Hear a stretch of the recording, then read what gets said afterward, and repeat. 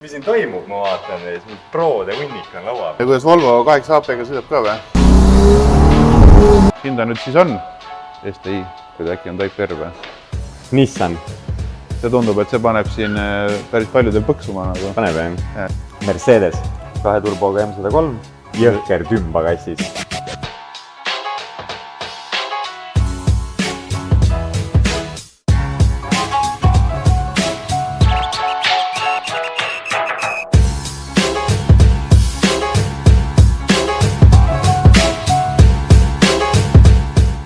Tahan nüüd rääkida. Mis me teeme jälle? Jooksvalt pane nüüd ära. Mis ma tahan rääkida? Mis sa tahad rääkida? Mis siin toimub, ma vaatan, proode hunnik on laua peal. Tuli siukene Maxeku Pro Delivery või? Mis toimuma hakkab nüüd? Upgrade'id on vaja. Kas sul Maxeku reis ei sobinud? Maxeku reis on ammu täis ja Jannol tuli siuke hea mõte, et peaks ikkagi tegema midagi. Tundub, et iga kord on see teema, et kui on, nagu tuleb mingi mõte, et vai paneme, proovime midagi. Ja siis pidi optimeerima, pidi midagi tagant ära võtma, et mingeid muid asju juba saaks üldse katsetada. Ja Jannol on veel see nitro ja igasugused muud lood ka. Raiskas nitro peale väga palju väljundeid ja sisendeid ära. Tal on püsikiiruse hoidja ja tal on mingi rattakiirused ja asjad ja juba on ühesõnaga. Nüüd oligi see, et ta nüüd plaanis juba 4 rattakiirust panna. Ja Maxeku Proga on ühesõnaga forever, suures plaanis. No seda on ikka raske täis panna ja siin võiks ikkagi tükiks ajaks jätkuda jälle. No vaatame jooksvalt. Ühesõnaga saab proovida, eksperimenteerida niimoodi, et ei pea põdema sellepärast, et väljundid otsa saavad või liigelt optimeerima neid. Saab mõtlematult kõiki andureid külge panna. Jah, iga asja jaoks oma ots, mitte jagama seal mingisuguseid andurid kuidagi. Ja kolmas on meil kliendile.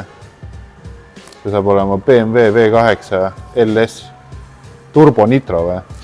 No aga väga nice. Jannol on juba küllem, mis on aru, ja? Janno laenas naabrimehelt. Naabrimehelt laenuks juba ühe ja pani peale, et tal on see plug and play, et ma pean siin mõne pistiku ümber tegema ja mõne juhtu juurde vedama. No väga hea. Vaatame, kuidas Volvo 8 AP-ga sõidab ka või? Me oleme, vaatame. Nii et sul on esimene emotsioon või? Esimene emotsioon. Vaata, käsi peenutasin sellega ka. Et panime Atoto Maki.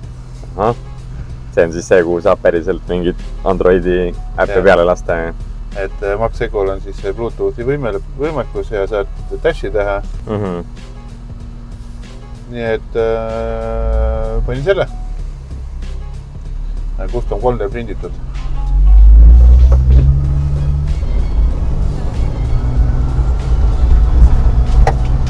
Praegu on manual mode siis. Ja praegu me oleme drag režiimis. Ehk et sõit ei ole kõige sujuvam. Street režiimis on väga sujuv. Et drag režiimis ta siis seda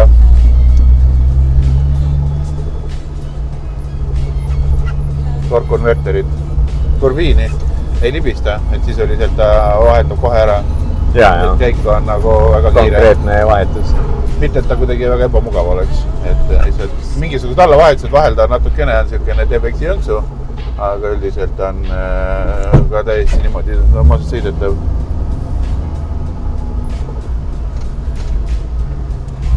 Ja nii ongi.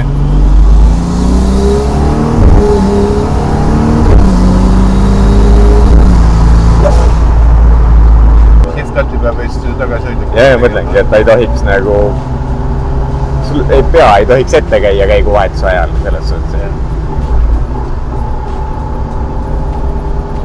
Ja nii ongi. Aga pane see leebem režiim. Ma pean selleks arvuti võtma. Okei. Aga seda pärast tahab nupust või? Jaa, tähtsega seda neid sõidurežiime saame valida. Neid on 4.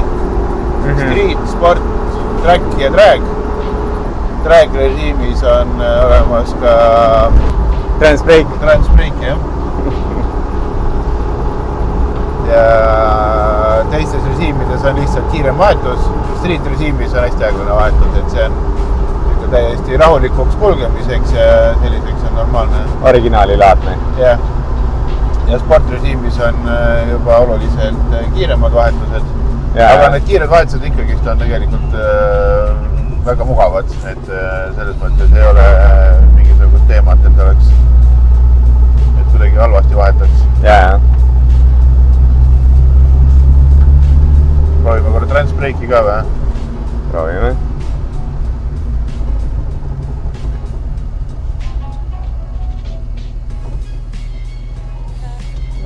Pidur alla, gaas.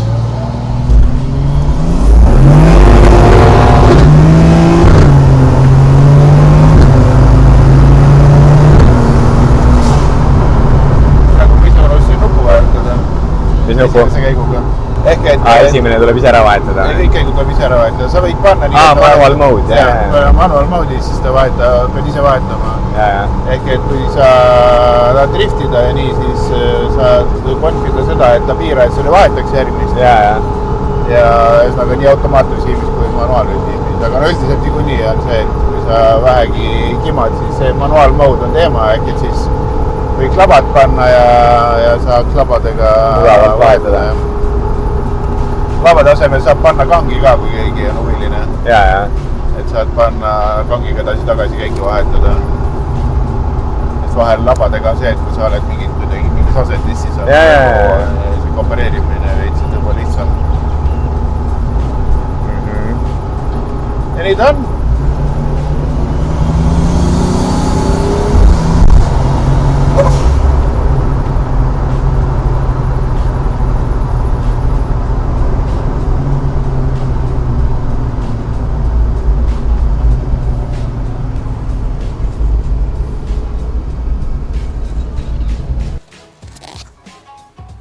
Tere! No tere! Mis sa piilud? Mõtlesime, vaatame vahepeal, mis meil siin toimub. Mõned autod hakkavad valmima. Mõned on uued autod töös. Räägime! See siin on uus auto. Mis auto on? Subaru Impreza STI. Ja Kaheukseline. Kaheukseline, jah. Ma julgesin fakte loopida, äkki on Type R või? Jah, ma ei oska. RA on nüüd 4-ukseline. Võib-olla. Aga see on kupee, on ta kupee või? 2-ukseline on ta. 2-ukseline sedaan. Jah. Mis teeme sellega? Need on siukene... Harilik projektikas. Jah, mis seal ei ole? Paneme siin mõned tükid külge ja hakkame peab sõitma. Pane kokku. Jah. Aga ühesõnaga see lugu on siukene, et sellel auto omanikul oli enne üks 4-ukseline kiireks tehtud auto, millega juhtus Pärnus kunagi õnnetus. Nii suur õnnetus, et sellest kirjast enam asja ei saanud. Aga kogu tehnika oli üle ja siis ta vist leidis omale need 2-ukselise. Ja siin nüüd ongi. Siin ta nüüd siis on. Et me hakkame nüüd siin mitmest autost ühte kokku panema. Ja neid 2-ukselisi ei olnud kunagi parempoolse rooliga. Ehk et see on parempoolse rooliga. Vasakpoolse rooliga. Jah, neid ei olnud vasakpoolse rooliga. See on nüüd siis paremalt ümber tehtud vasakuks. Ja sellega seoses on üks jagu asju, mis on siin juba ümber tehtud ja nagu lisavad keerukust. Ja siia on nüüd, kuna eelmine avarii oli päris suur, siis siin on turvapuur nüüd sees. Natuke julgem kimada. Jah. Aga plaan on siis teha talveks äge kimamise pill. Tahaks saada, et puuriga neid on saadud 1100 kilo peale. Päris kerge auto, 4-veolise auto kohta. 4-veolise kohta väga kerge, jah.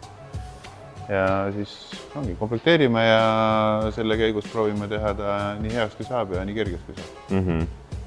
Vaat Narli on siin igast auke puurinud juba ja igast veidreid asju teinud. Et sellega aukude puurimisega sai juba peaaegu 2 kilo maha. Päris hea. Ja siis on natukene siin siit-sealt veel nokkinud. Et ühesõnaga vermik, pidurid, mootor. See auto põhimõtteliselt on juba, ta oli täitsa pulkadeks ja tehti turvapuuri sisse ja kõik tükid, mis on külge pandud, on ära värvitud. Ja siis need tükid, mida sisse veel ei olnud pandud, need tulid kastide sees ja ämbrite sees.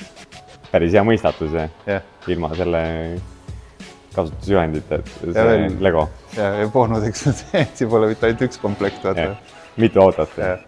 Et siin on mitme auto jagu ühesõnaga tükke, nii vasak kui ka parempoolse rooliga variantide pealt.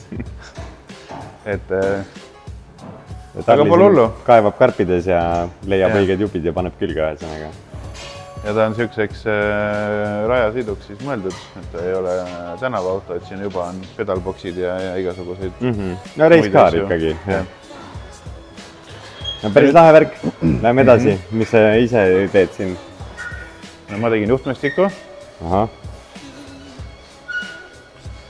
Nissan S15. Varem oleme ka näidanud seda vist. Jah.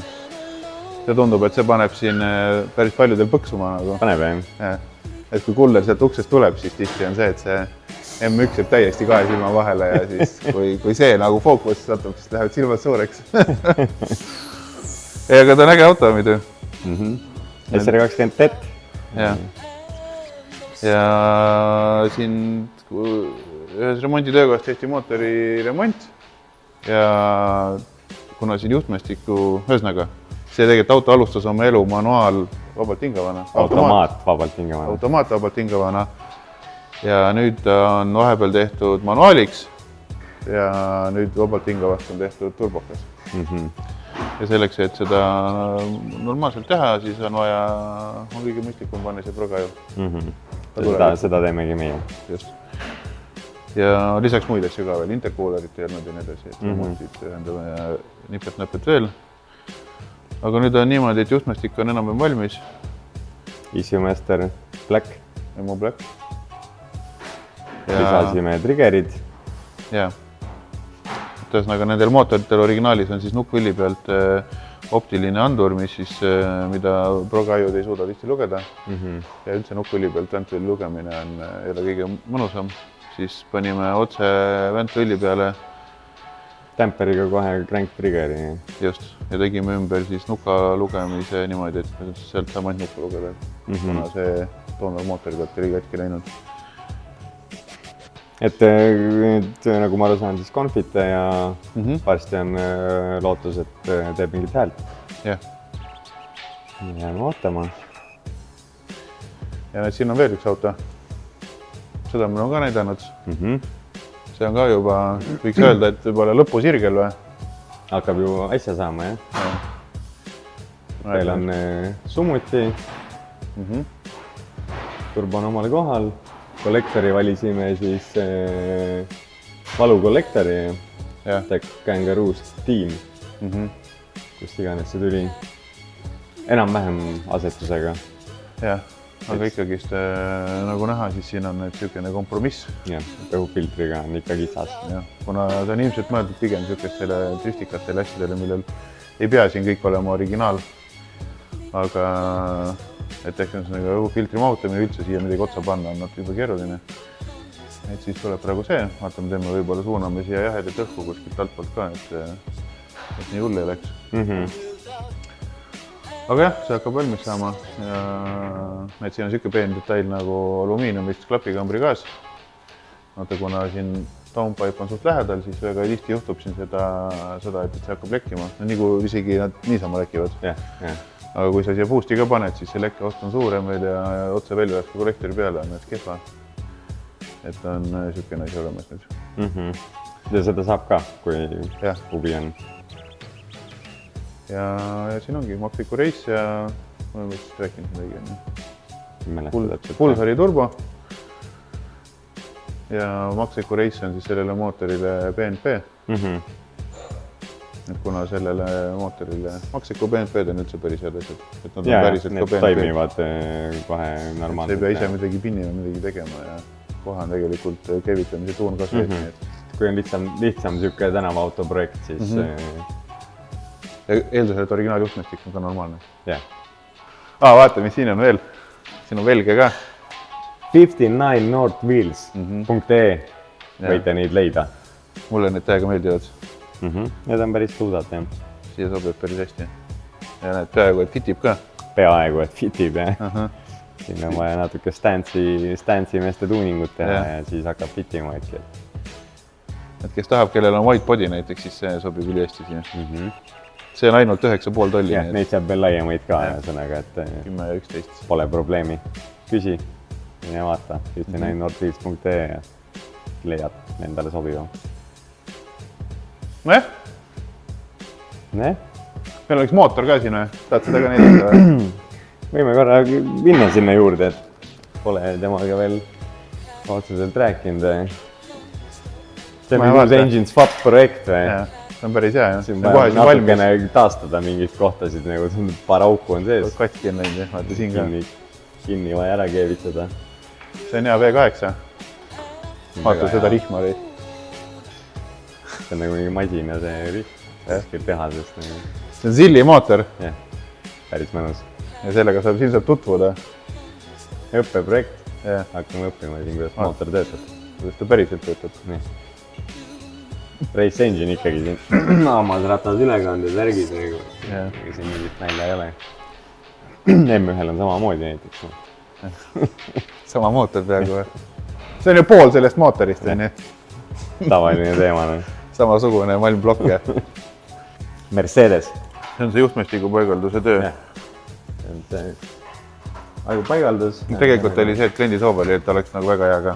Et oleks mõnus. Et ei olnud päris ainult see, et paneme teeme juhtmestikku, vaid kui saame, siis teeme natukene Teeme mõnusamaks ühesõnaga. See on siin kunagi kuskil ehitatud 2 turboga M103. Ühesõnaga Mercedes vanema tüübi rida 6 siis. Ja kunagi sõitnud, mingid asju juhtunud, vist vahepeal mingi engine rebuild vist olnud ja päris täpselt mingi big story ühesõnaga.